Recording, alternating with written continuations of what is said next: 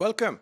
In this module, we're going to look at Controls Appendix in ISMS 27001, and this is part 10, and we'll talk about supplier relationships. Now, supplier relationships are very important, and usually what happens is that the organization implements its policy and controls and processes which are secure inside the organization with its direct employees and staff, its main head office, and whenever there are contracts given to partners or suppliers, that is difficult to conduct, and that's why the lapses happen. And these suppliers and contractors, wherever some business is outsourced, some information technology functions are outsourced, if a lapse happens there, then it's extremely critical because we could have outsourced the service desk, for example. And that's a very important part of your IT service. So we need to manage the supplier security very carefully and with a lot of hard work and ensure the entire policy of the organization also applies and is controlled for the suppliers.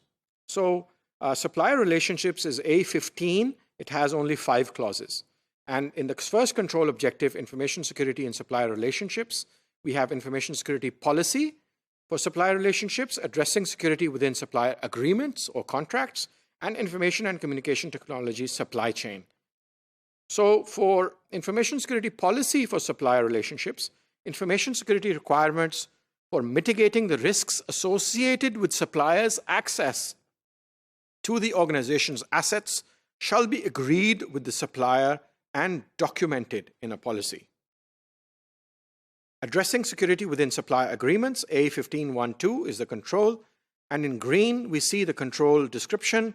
All relevant information security requirements shall be established and agreed with each supplier that may access, process, store, communicate, or provide IT infrastructure components for the organization's information. So we may outsource certain IT functions to these suppliers, and this control actually asks us that contractually we should, through the agreement or the contract, we should be communicating the importance and obligations of security which the supplier needs to perform. And the second control objective, supplier service delivery management, monitoring and review of supplier services and managing changes to supplier services. So we've been doing monitoring for our own IT setup, and we've been managing changes to our own IT setup. And here we are managing the monitoring and changes to the supplier activities also. So monitoring and review of supplier services, organizations shall regularly monitor, review, and audit supplier service delivery. So we should, let's say on a quarterly basis, every 6-month basis, every monthly basis, we should actually review the performance.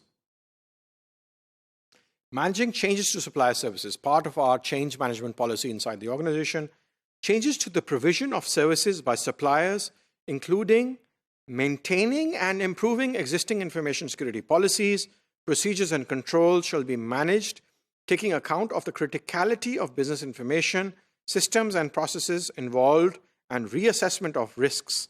So wherever the supplier services have to be modified for any reason, we have to manage the change, and we have to go back and look at what impact that will have, and we need to go and look back at our policy, our process, the controls, the mechanism, the responsibility, and all of that.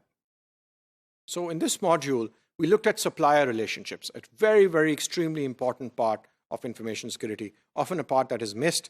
And let's look at incident management in the next module. Thank you.